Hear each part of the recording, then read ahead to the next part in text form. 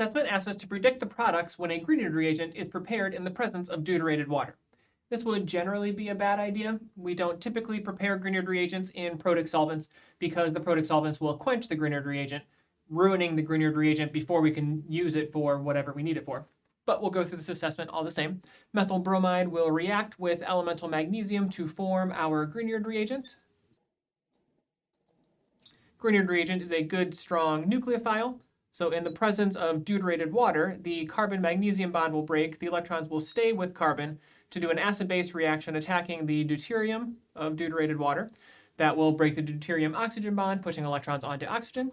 And so our products for this reaction will be methane with one deuterium attached and hydroxide with deuterium instead of hydrogen.